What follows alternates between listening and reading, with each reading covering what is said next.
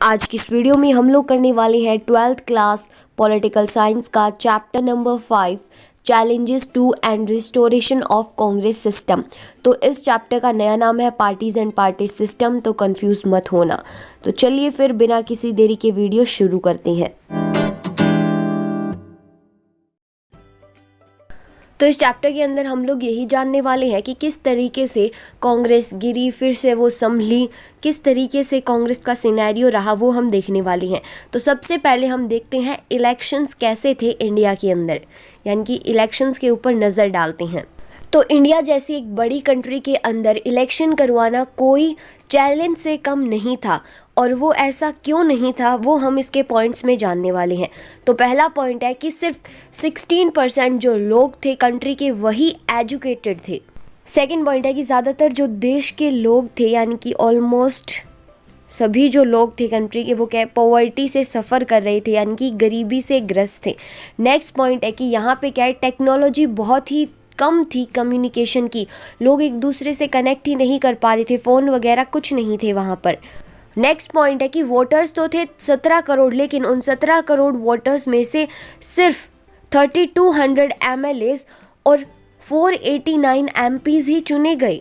देख रहे हो पॉपुलेशन के अकॉर्डिंग MLAs का रेशियो कितना कम है। और नेक्स्ट पॉइंट है कि जो कॉन्स्टिट्यूएंसीज थी उनको भी क्या है डिटरमाइन किया जाना था। कॉन्स्टिट्यूएंसीज का मतलब होता है चुनाव क्षेत्र। तो अब हम जानने वाले हैं इंडिया का पहला जनरल इलेक्शन जो कि 1952 में हुआ था, और इसको फर्स्ट जनरल इलेक्शन इसलिए कहा जाता है क्योंकि पूरी तरीके से जो इलेक्शंस थे इंडिया के अंदर, बिल्कुल अच्छे तरीके से जो इलेक्शंस थे वो 1952 के अंदर ही हुए थे इंडिया में। तो अब इसके पॉइंट्स देखते हैं। तो पहला जनरल इलेक्शन करवाने के लिए कंट्री के अंदर ऑलमोस्ट 3 लाख लोग थे, उनको क्या है ट्रेन किया गया था। नेक्स्ट पॉइंट है कि जो कॉन्स्टिट्यूएंसीज थी उनको डीमार्केटेड किया गया था, यानी कि जो चुनाव क्षेत्र थे उनका क्या है निर्धारण किया गया था कि कहाँ कहाँ पर चुनाव क्षेत्र बनेंगे, कैसे कैसे चुनाव क्षेत्र बनेंगे।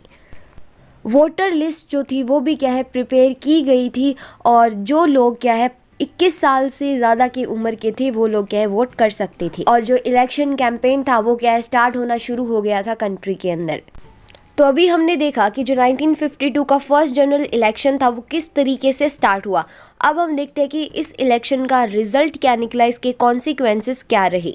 तो पहला पॉइंट है कि जो डेमोक्रेसी थी वो क्या है सक्सेसफुल रही इंडिया के अंदर। पहले इलेक्शन में हमें क्या है डेमोक्रेसी देखने को मिली। नेक्स्ट पॉइंट है कि लोगों ने क्या है बहुत ही एनर्जी के साथ इस इलेक्शन में क्या है पार्टिसिपेशन किया था। थर्ड पॉइंट है कि यहाँ पे क्या है बहुत ही टफ कंपटीशन था कैंडिडेट्स के बीच में इलेक्शंस में, और जो हारे हुए कैंडिडेट्स थे उन्होंने भी क्या है रिजल्ट करेक्ट बताया था। ऐसा नहीं कहा कि इन्होंने क्या है चीटिंग करके जीते हैं, या ऐसा कुछ नहीं हुआ था।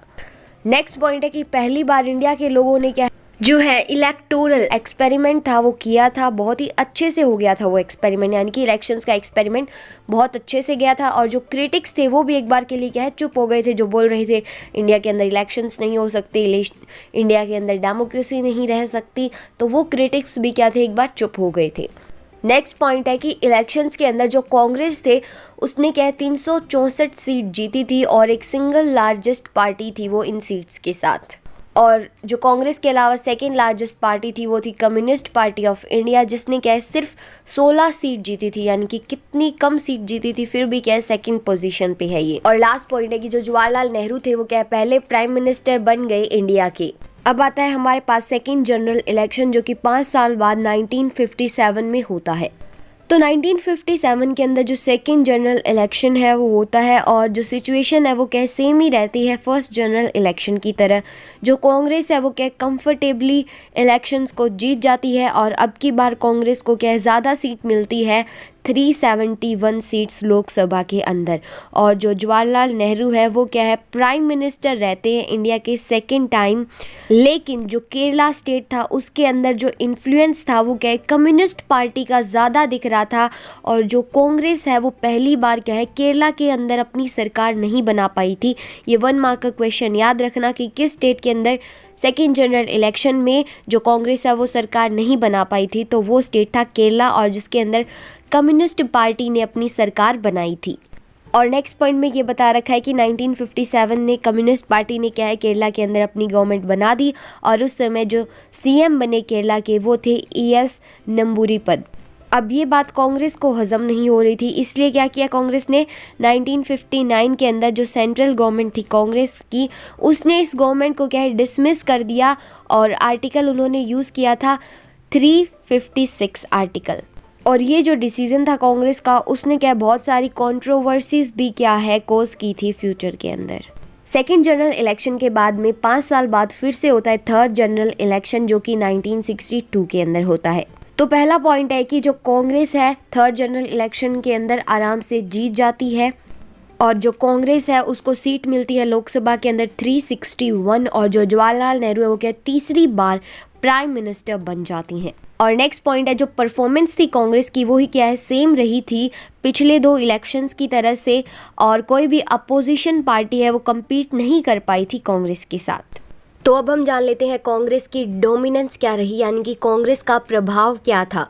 तो जब इलेक्शन होता है, हमारा फर्स्ट जनरल इलेक्शन होता है 1952 के अंदर, कांग्रेस को क्या है 364 सीट मिलती है और जो सेकंड लार्जेस्ट पार्टी रहती है उस इलेक्शन के अंदर वो थी कम्युनिस्ट पार्टी, जिसके अंदर सिर्फ 16 सीट थी। और ये जो नंबर्स का गैप था हमें कांग्रेस की डोमिनेंस क्लियरली दिखा रहा था। लेकिन ऐसा होता क्यों है वो अब हम जानने वाले हैं, और ये ऐसा इसलिए होता है, उसके पीछे कुछ कारण है। पहला कारण है बिगेस्ट एंड ओल्डेस्ट पार्टी, क्योंकि जो कांग्रेस है वो क्या है भारत की सबसे बड़ी और सबसे पुरानी पार्टी है जिसकी जड़ें क्या है बहुत मजबूत हैं। नेक्स्ट पॉइंट है कि कांग्रेस क्या है ऐसी एक ही पार्टी है जिसकी जो सारी ऑर्गेनाइजेशन है वो पूरी कंट्री के अंदर तक फैली हुई है। नेक्स्ट पॉइंट है लेगेसी ऑफ फ्रीडम स्ट्रगल, यानी कि बहुत सारे जो फ्रीडम फाइटर्स थे या जिन्होंने फ्रीडम के लिए स्ट्रगल किया था वो लोग क्या है कांग्रेस पार्टी से ही बिलोंग करते थे। नेक्स्ट पॉइंट है कि यहाँ पे जो लीडरशिप थी वो बहुत ज़्यादा ग्रेट थी और यहाँ पे क्या है चैरिस्मेटिक लीडर्स थे। एक तरह से हम कह सकते हैं कि यहाँ पे बहुत ग्रेट लीडर्स थे। अब आता है हमारे पास नेचर ऑफ कांग्रेस डोमिनेंस, जिसके अंदर हम जानने वाले हैं कि जैसा जो कांग्रेस है उसने अपना प्रभाव जमाया हुआ था वो किस तरीके से जमाया था, बेसिकली उसका नेचर क्या था। तो जो रूल था कांग्रेस का इंडिया के अंदर वो ऐसा ही था जैसा कि क्या है वन पार्टी के कैरेक्टरिस्टिक्स होते हैं, ऐसा ही उसका रूल था कांग्रेस का इंडिया के अंदर। तो हम एक एक करके उन पॉइंट्स को पढ़ने वाले हैं। तो पहला पॉइंट है, तो जो कांग्रेस है वो क्या स्थापित हुई थी डेमोक्रेटिक कंडीशंस के अंदर, जहाँ पे लोगों ने क्या है कांग्रेस को एक चांस दिया था और उनको क्या है बहुत सारे सालों तक इलेक्ट किया था और इसको रूल करने दिया था कांग्रेस को। नेक्स्ट पॉइंट है कि इंडिया के अंदर जो कांग्रेस डोमिनेंस का नेचर था ना वो क्या है बहुत ही अलग था अदर कंट्रीज से। और जो कंट्रीज़ हैं जैसे कि क्यूबा, चाइना, सीरिया, इनके अंदर सिर्फ क्या है वन पार्टी रूल है, जो कि क्या है कॉन्स्टिट्यूशन के अंदर ही दिया गया है कि यहाँ पे वन पार्टी रूल रहेगा। लेकिन दूसरी ओर जो कंट्री है म्यांमार, बेलारूस, इनके अंदर वन पार्टी रूल है, वो क्या है मिलिट्री के द्वारा होता है, मिलिट्री रीजंस के कारण यहाँ पे क्या है वन पार्टी रूल है। नेक्स्ट पॉइंट है कि जो सिचुएशन है इंडिया के वो क्या है डिफरेंट है और कंट्री से, क्योंकि यहाँ पे क्या है डेमोक्रेटिक रूल्स है इंडिया के अंदर, जिसके थ्रू जो डोमिनेंस है कांग्रेस की वो इस्टेब्लिश हुई है। और यहाँ पे ऐसा नहीं है कि कांग्रेस यहाँ पे बार बार जीतती है तो इसका मतलब ये है कि कांग्रेस ने लोगों को डरा धमका रखा है, नहीं। कांग्रेस की क्या है लोगों के अंदर पॉपुलैरिटी है जिस वजह से वो बार बार क्या है लोगों के द्वारा चुनी जाती है। तो ये था नेचर ऑफ कांग्रेस डोमिनेंस। अब हम जानने वाले हैं जो हमारे पहले प्राइम मिनिस्टर थे जवाहरलाल नेहरू, उनकी मौत कैसे होती है। तो पहला पॉइंट है कि जो जवाहरलाल नेहरू थे वो मर गए थे 1964 के अंदर हार्ट अटैक की वजह से। नेक्स्ट पॉइंट है कि जवाहरलाल नेहरू की डेथ के बाद में जो डिस्कशन है पॉलिटिकल सक्सेसर्स का, यानी कि अब पॉलिटिकल सिचुएशन को और ज़्यादा सक्सेस कैसे किया जाए, वो क्या स्टार्ट होना शुरू हो गई। यानी कि अब ये चर्चा होनी शुरू हो गई कि नेहरू जी के बाद में अब प्राइम मिनिस्टर कौन बनेगा। जो हमारे बहुत बढ़िया लीडर थे वो तो जा चुके हैं, अब उनके अलावा ऐसे कौन से लीडर हैं जो हमारी इस कंट्री को रन कर सकते हैं। तो अब क्या है प्राइम मिनिस्टर की गद्दी खाली हो गई थी, लेकिन ये जो प्रॉब्लम थी वो आसानी से क्या है सॉल्व कर ली गई। और जो बड़े बड़े लीडर्स थे पार्टी के, उन्होंने डिसाइड किया कि जो लाल बहादुर शास्त्री है उनको हमारा क्या है अब प्राइम मिनिस्टर बना देना चाहिए। तो अब हम जान लेते हैं कि आखिरकार ये लाल बहादुर शास्त्री कौन थे। तो जो लाल बहादुर शास्त्री थे वो क्या है बहुत ही जाने माने और पॉपुलर लीडर थे कांग्रेस की। नेक्स्ट पॉइंट में दे रखा है कि जो लाल बहादुर शास्त्री थे वो क्या है नेहरू की गवर्नमेंट में मिनिस्टर भी थे। और इसके अलावा मैं बता दूं कि ये हमारे इंडिया के 3rd प्राइम मिनिस्टर भी थे। तो एक बार क्या होता है ना कि लाल बहादुर जो शास्त्री थे उन्होंने रेलवे एक्सीडेंट की रिस्पॉन्सिबिलिटी ली थी और फिर उन्होंने क्या रिज़ाइन कर दिया था रेलवे मिनिस्टर की पोस्ट, जो कि उनकी लॉयल्टी और रिस्पॉन्सिबिलिटी दर्शाता है उनकी पोस्ट के प्रति। और इन सभी रीजंस के कारण क्या है लाल बहादुर शास्त्री को प्राइम मिनिस्टर की तरह क्या है एक्सेप्ट कर लिया गया। और इस तरह से जो लाल बहादुर शास्त्री है वो क्या है नेहरू के बाद में हमारे प्राइम मिनिस्टर बन गए। तो अब हम जानने वाले हैं रेन ऑफ लाल बहादुर शास्त्री, यानी कि जब लाल बहादुर शास्त्री ने रूल किया तो सिचुएशन कैसी रही थी। तो जब लाल बहादुर शास्त्री जी ने रूल किया था इंडिया के ऊपर तब जो प्रॉब्लम्स थी वो बहुत ही ज़्यादा बढ़ गई थी, फुल ऑफ प्रॉब्लम्स था तब। और जब वो प्राइम मिनिस्टर थे तब 2 प्रॉब्लम्स आई थी, सबसे बड़ी 2 प्रॉब्लम्स थी। जो पहला था फूड क्राइसिस और दूसरा था वॉर विद पाकिस्तान। तो पहले हम फूड क्राइसिस देखते हैं। तो जो अर्ली 1960s का समय था तो जो कंट्री के बहुत सारे पार्ट्स थे ना उन्होंने क्या है ड्रोट को एक्सपीरियंस किया था, यानी कि वहाँ पे क्या है सूखा पड़ गया था क्योंकि वहाँ पे बारिश नहीं हुई थी। और बारिश ना होने के कारण जो फसलें थी वो सारी की सारी क्या है ख़राब हो गई और कंट्री के अंदर क्या एक फूड क्राइसिस आ गया। और उसके बाद में भारत के लिए बहुत ही ज़्यादा ज़रूरी बन गया कि जो फूड प्रोडक्शन है इंडिया के अंदर वो ज़्यादा से ज़्यादा हो, वो जल्दी से जल्दी इंक्रीज़ हो। और दूसरी जो प्रॉब्लम आ रही थी वो थी पाकिस्तान के साथ युद्ध, जो कि 1965 में हुआ था। तो इसका पहला पॉइंट है कि जो युद्ध हुआ चाइना के साथ 1962 के अंदर, इंडिया के लिए वहाँ पे प्रॉब्लम्स क्या है ख़त्म नहीं हुई थी, क्योंकि 1965 के अंदर इंडिया और पाकिस्तान का युद्ध फिर से स्टार्ट हो गया। और ये जो युद्ध था वो क्या है वाटर डिवीज़न को लेकर था, यानी कि पानी के बंटवारे को लेकर था, यानी कि सिंधु नदी का जो पानी है या फिर और जो नदियाँ हैं उनके पानी के बंटवारे को लेकर था। नेक्स्ट पॉइंट है कि ये 2 प्रॉब्लम्स आ रही थी पाकिस्तान वॉर और फूड क्राइसिस की, जिस वजह से जो लाल बहादुर शास्त्री थे उन्होंने क्या है एक स्लोगन दिया, एक नारा दिया, जो कि था जय जवान जय किसान। ये 1 मार्क का क्वेश्चन याद रखना कि ये किसने दिया था नारा। नेक्स्ट है कि जो लाल बहादुर शास्त्री थे उन्होंने क्या है ताशकंद एग्रीमेंट साइन किया था पाकिस्तान के साथ 1966 के अंदर, ताकि जो ये इंडो पाकिस्तानी वॉर है पानी को लेकर वो ख़त्म हो जाए। और ये युद्ध क्या है ये क्या है नेगोशिएशन यानी कि बातचीत के साथ ख़त्म हो, वो ऐसा चाहते थे। तो लाल बहादुर शास्त्री थे वो अचानक ही क्या है ताशकंद एग्रीमेंट के दौरान चल बसे 10 जनवरी 1966 को। तो जल्दी से बताओ ताशकंद एग्रीमेंट किसके साथ हुआ था। और लाल बहादुर शास्त्री जी की डेथ के बाद में क्या होता है एक प्रॉब्लम फिर से आ खड़ी होती है कि अब प्राइम मिनिस्टर कौन बनेगा, क्योंकि हमारे जो 2 प्राइम मिनिस्टर थे वो ऑलरेडी आउट हो चुके हैं, ऑलरेडी इस दुनिया से जा चुकी हैं। नेक्स्ट है हमारे पास इंदिरा गांधी, इनके बारे में हम पढ़ने वाले हैं। तो ये क्या है प्रेसिडेंट थी कांग्रेस पार्टी की और ये डॉटर थी जवाहरलाल नेहरू के, जो हमारे फर्स्ट प्राइम मिनिस्टर थे।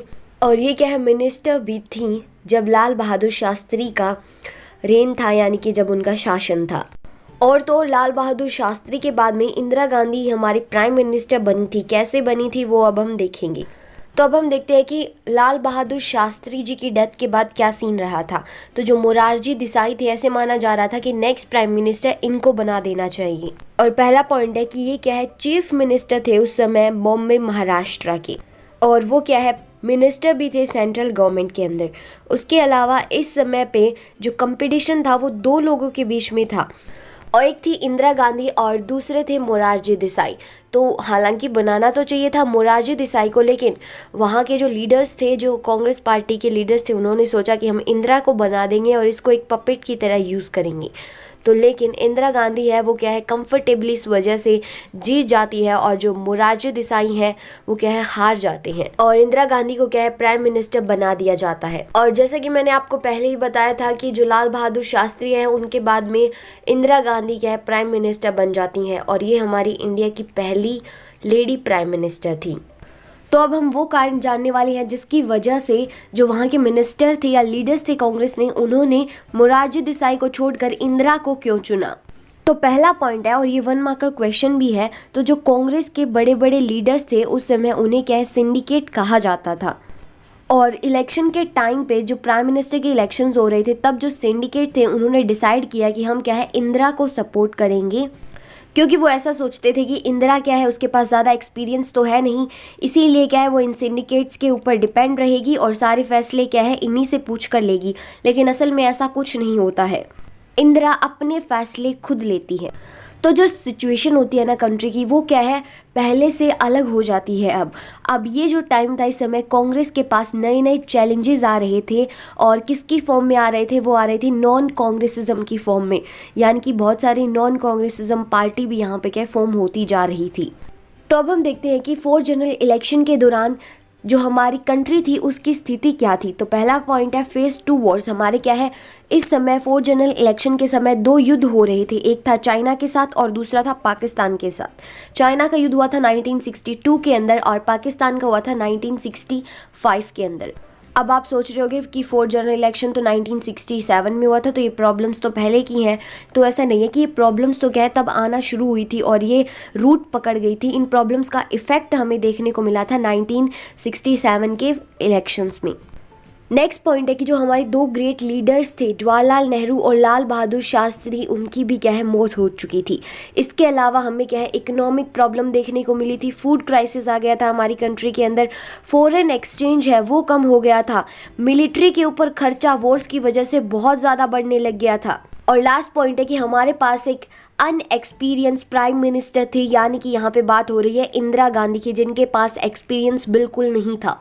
तो अब हम 4th जनरल इलेक्शन के बारे में थोड़ा डिटेल में जान लेते हैं। तो पहला पॉइंट है कि पुअर कंडीशन की वजह से कंट्री की, और जो साथ ही हमारे पास क्या है अनएक्सपीरियंस लीडर था, उसकी वजह से जो अपोजिशन पार्टी थी उनको एक अपॉर्चुनिटी मिल गई थी कि अब हम कांग्रेस को क्या है पावर से हटा सकती हैं। नेक्स्ट पॉइंट है जो राम मनोहर लोहिया थे, उन्होंने क्या है कांग्रेस को अनडेमोक्रेटिक गवर्नमेंट कहा और साथ ही कहा कि वो क्या है गरीब लोगों के खिलाफ है। और इन्होंने क्या है अपोजिशन से पूछा कि क्यों ना हम क्या है इकट्ठे आकर सिस्टम को वापस लाएं, ताकि हमारी कंट्री क्या है पहले जो सिस्टम था डेमोक्रेटिक उसके अंदर वापस आ पाए। और नेक्स्ट पॉइंट है कि राम मनोहर लोहिया ने इसे क्या है नॉन कांग्रेसिज्म कहा। और नेक्स्ट पॉइंट है कि राम मनोहर लोहिया ने इसे क्या है नॉन कांग्रेसिज्म कहा और अपोजिशन पार्टीज को कहा कि हम साथ मिलकर इकट्ठे इलेक्शंस लड़ते हैं। नॉन कांग्रेसिज्म राम मनोहर लोहिया ने अपोजिशन पार्टीज को कहा था। नेक्स्ट पॉइंट है जो इलेक्शंस थे कंट्री के अंदर वो तो बहुत ही स्मूथली चले गए, लेकिन इसका जो रिजल्ट निकला उसने क्या है सबको हैरान कर दिया। नेक्स्ट पॉइंट है कि कांग्रेस को बहुत ही ज़्यादा हानि पहुंची सेंटर और स्टेट लेवल दोनों पर। नेक्स्ट पॉइंट है कि कांग्रेस ने कैसे भी लोकसभा के अंदर मैनेज करके गवर्नमेंट बना ली, लेकिन जो कांग्रेस की सीट और वोट्स थे वो बहुत ही ज़्यादा कम हो गए थे। और इनके अलावा जो बड़े बड़े लीडर्स थे कांग्रेस के वो क्या है इलेक्शन हार गए थे और कांग्रेस क्या है अपनी 9 स्टेट्स के अंदर सरकार नहीं बना पाई थी। और जो कांग्रेस है उसमें 9 में से जो 7 स्टेट्स थे ना उनके अंदर तो उसको क्या है मेजोरिटी ही नहीं मिली, और बाकी के जो 2 स्टेट्स थे उनमें क्या है डिफेक्शन के कारण गवर्नमेंट नहीं बन पाई थी। और डिफेक्शन का मतलब होता है एक लीडर कभी किसी पार्टी में चला जाता है कभी किसी पार्टी में चला जाता है, यानी कि पार्टी को चेंज करता रहता है। और अब क्या है जो फिनोमिना है कोलिएशन का वो अनफोल्डेड हो गया था, यानी कि कोलिएशन अब आना स्टार्ट हो चुकी थी। नेक्स्ट आता है हमारे पास आफ्टर द 1967 इलेक्शन, यानी कि जो अब ये 1967 का इलेक्शन हुआ उसके बाद का सीन क्या रहा। तो पहला पॉइंट है जो पुअर परफॉर्मेंस था 1967 के इलेक्शन का, उसके बाद में क्या है कुछ प्रॉब्लम्स आनी स्टार्ट हो गई कांग्रेस के अंदर। नेक्स्ट पॉइंट है कि इंदिरा गांधी ने क्या है अपनी जगह कांग्रेस के अंदर बनाना शुरू कर दी, और जिस वजह से जो डिफरेंस था इंदिरा और सिंडिकेट कौन थे जो बड़े बड़े लीडर्स थे कांग्रेस के, उनके बीच में जो डिफरेंस है वो आना स्टार्ट हो गया था। नेक्स्ट पॉइंट है कि जो इंदिरा गांधी थी उसने क्या है कांग्रेस को अपनी तरीके से चलाया और सिंडिकेट को ये बात अच्छी नहीं लगी। वो तो यही चाहते थे कि इंदिरा हमारे इशारों पर चले, लेकिन इंदिरा ने ऐसा कुछ नहीं किया। नेक्स्ट पॉइंट है कि ये सब कुछ क्या है पार्टी के अंदर ही चल रहा था, यानी कि जो कांग्रेस पार्टी थी इसके अंदर ही ये सब कुछ सिनेरियो चल रहा था। तो ये सब क्या है एक पार्टी के अंदर चल रहा था, तो ये क्या एक बहुत बड़ी प्रॉब्लम नहीं थी उस समय। लेकिन सबसे बड़ी प्रॉब्लम क्या है कंट्री के अंदर आती है 1969 के अंदर, जब प्रेसिडेंट जाकिर हुसैन मर जाते हैं। तो अब हम क्या है प्रेसिडेंशियल इलेक्शन देखते हैं 1969 के, और उसी के साथ साथ यहाँ पे कांग्रेस भी 2 हिस्सों में बढ़ जाती है। तो पहला पॉइंट है कि जो प्रेसिडेंट जाकिर हुसैन थे उनकी मौत हो जाती है 1969 के अंदर, और एक नए प्रेसिडेंट को क्या है इलेक्ट किया जाता है। तो एक और क्या है, नए प्रेसिडेंट को इलेक्ट किया जा रहा है और दूसरी ओर जो सिंडिकेट है उन्होंने क्या है लोकसभा स्पीकर जो है एन संजीव रेड्डी उनको क्या है अपना प्रेसिडेंशियल कैंडिडेट क्या है खड़ा किया है। और एक और इंदिरा गांधी ने अपना क्या है जो वीवी गिरी है उनको प्रेसिडेंशियल जो कैंडिडेट है उनके लिए क्या है खड़ा किया है, क्योंकि इंदिरा की क्या है संजीवा रेड्डी से बनती नहीं थी। यानी कि क्या है प्रेसिडेंशियल इलेक्शन के लिए एक और तो कैंडिडेट जो सिंडिकेट है वो अपना खड़ा कर रहे हैं और दूसरी ओर इंदिरा अपना कैंडिडेट खड़ा कर रही है। इससे हमें पता चल रहा है कि कांग्रेस के बीच ही क्या है मनमुटाव चल रहा है।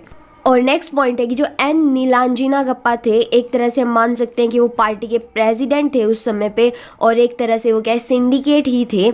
उन्होंने क्या है सभी एमपीज को ये पूछा कि ये कहा कि क्यों ना हम क्या है जो पार्टी की कैंडिडेट है संजीवा रेड्डी उनको ही क्या है वोट दें। और दूसरी ओर इंदिरा गांधी ने सबको ये कहा कि आप लोगों को क्या है अपने दिमाग की सुननी है।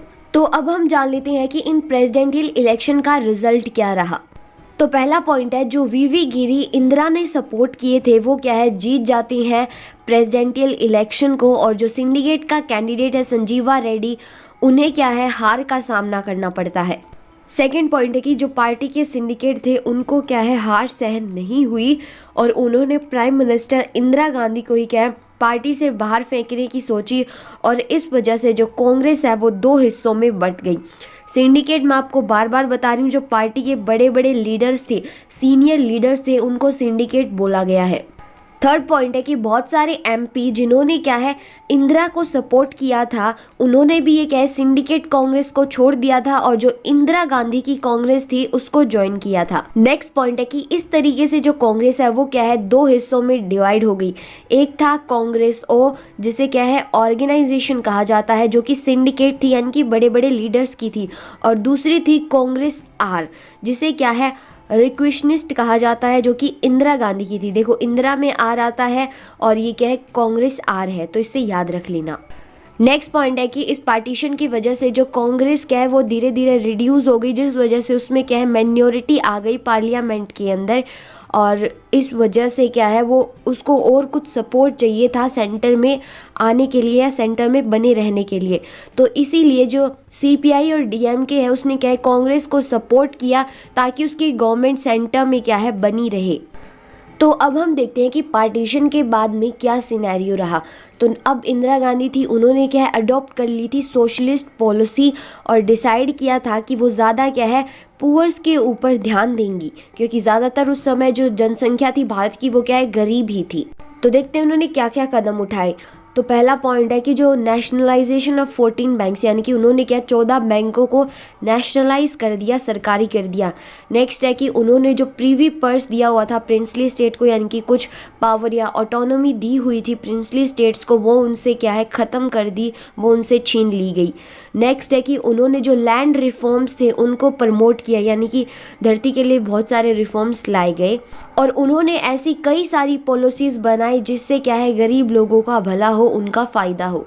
और 1970 के अंदर इंदिरा गांधी ये डिसाइड करती है कि अभी जो गवर्नमेंट चल रही है उसको क्या है मैं गिरा देती हूँ, टॉपल कर देती हूँ, और ये क्या है उनका बहुत ही अच्छा और पॉजिटिव मूव था एक, और जिस वजह से कंट्री के अंदर क्या है 5th जनरल इलेक्शन होते हैं फरवरी में।